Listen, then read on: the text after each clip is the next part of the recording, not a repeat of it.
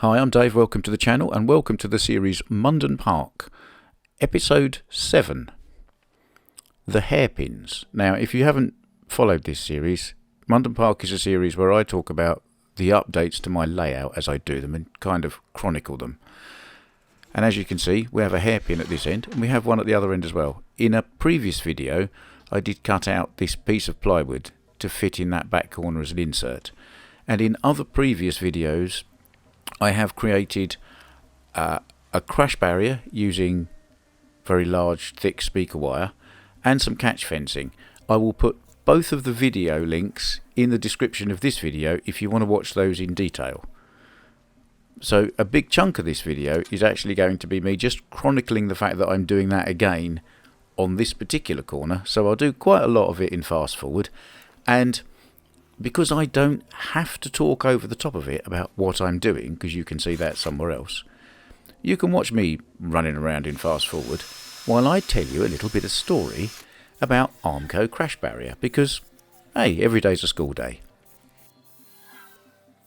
So Armco, the company, their history goes back to the very end of the 19th century. In 1899, the American Rolling Mill Company was set up and established in Middletown, Ohio.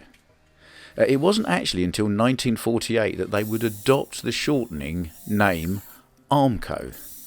This company is now called AK Steel Holding, but the name of Armco and the fame of the motorway barriers that they created still resonates across the world. Despite being referred to as Armco, regardless of manufacturer these days, that corrugated steel crash barrier was originally actually invented by the Sheffield Steel Corporation of Kansas in 1933. The design of that original crash barrier remains largely unchanged to this present day. They stopped painting them and started galvanising the steel, but other than that, pretty much the same. Crash barriers themselves really rose to prominence after their introduction into Formula 1 as part of the Grand Prix Drivers Association's ongoing safety campaign in the late 60s and early 70s, when driver fatalities were quite high. They became installed across numerous F1 circuits, and eventually all, and the investment in Armco barriers quickly paid off. It saved countless lives of both race drivers and spectators. After their success in Formula 1, the barriers were later added to motorways across the UK and then across Europe and America as well. Used on roadsides and as central reservations, barriers are erected to contain accidents, reduce the risk of cars colliding on opposite carriageways from oncoming traffic crossing the central reservation.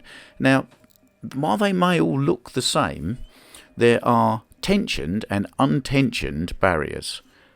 And actually, most of the ones you see on British roads are the tensioned barriers. Except Armco don't actually make tension barriers, they only make the untensioned ones. So certainly in the UK, most of the Armco barrier you see is definitely not actually Armco. So by this point, I've kind of got to the annoying bit that takes ages, which is the poking all the holes in the piece of speaker wire. Might have some coffee at this point. Cheers. And now the tedious job of cutting up lots of paper clips. As I say, there are links in the description of this video to the more detailed videos explaining how we do all of this. So that's the history out of the way, and you can kind of sit back for a few minutes and watch me twiddle bits of wire together and paint things.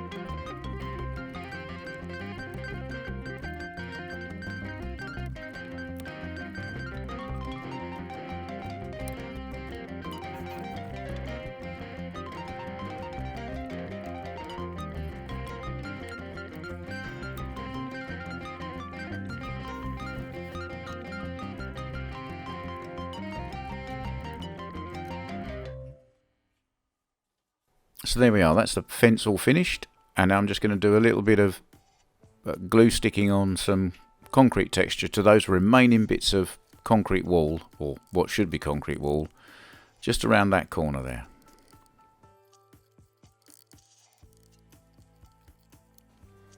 And now I've got some Slot Vengers stickers. So this is going to be a bit of a YouTube corner.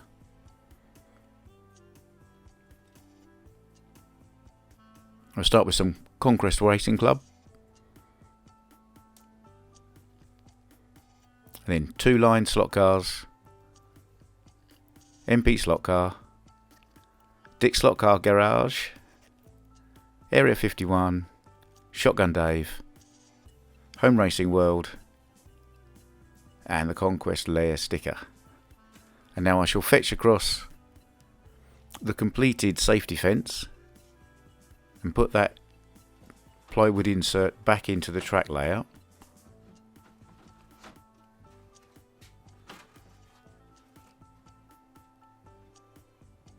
And now we have a catch fence that will of course protect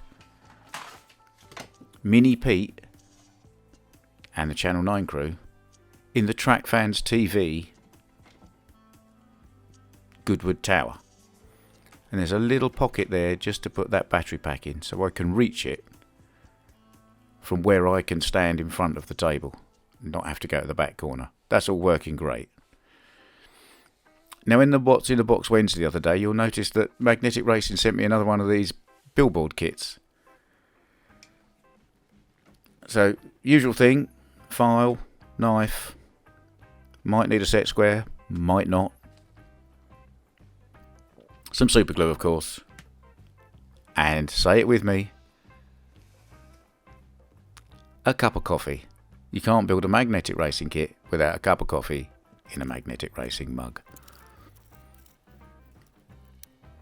So again, there's a video where I've built one of these before. And I didn't quite do that one standard. Now, I really did intend to do this one properly and follow the instructions. And I was about to, and then I had a different idea. We'll throw away the feet, because we're not going to need those. And I'm going to cut out quite a lot of the structure here. I'm not interested in those kind of D-shaped bits at the bottom. Or most of those braces in the middle there. I'm trying to create a couple of horseshoe shapes with a bit of bracing towards the top.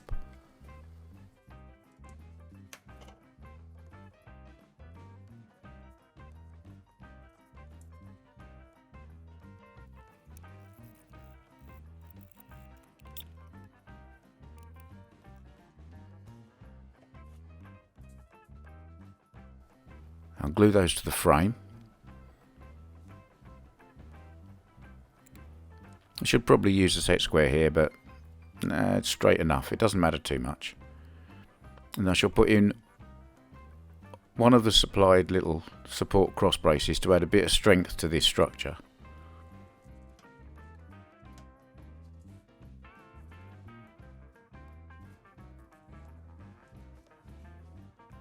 And because I have removed a certain amount of bracing, I'm just going to reinforce the edges of that join with a bit of extra super glue.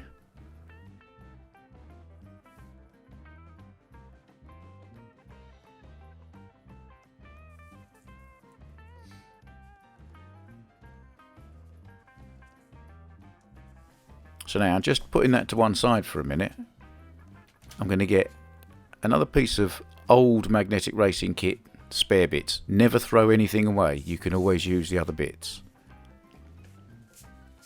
I'm going to harvest a couple of pieces out of here.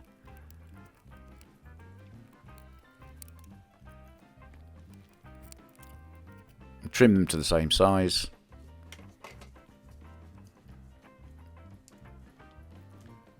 And now these are going to become extra structure towards the bottom where I've already cut some structure out. You're thinking, he's cut structure out, why is he putting it back in? All will become apparent, but for the moment I'm just going to glue one of these wider wooden strips inside the legs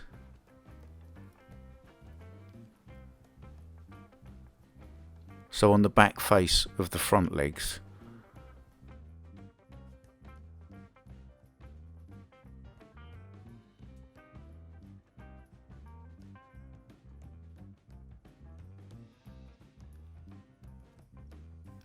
and then sort of the opposite on the front face of the back legs, so that the 2 strips of wood are between the legs.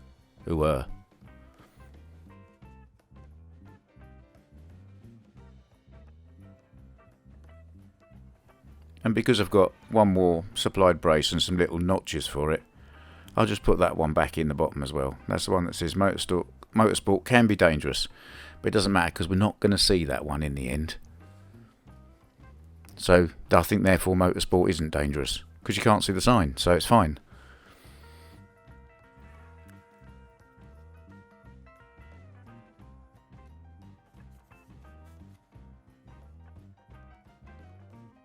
And put the last piece on there.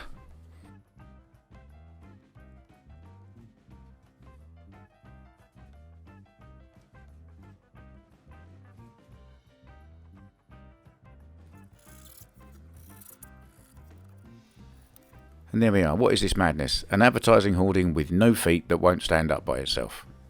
Brilliant, Dave. Nice one. What are you doing?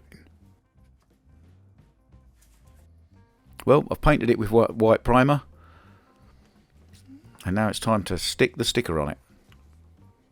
This is always a bit nerve-wracking. You do get maybe 2 goes at it. If you get it wrong the first time, like I just did there, you should be able to get it on fairly straight.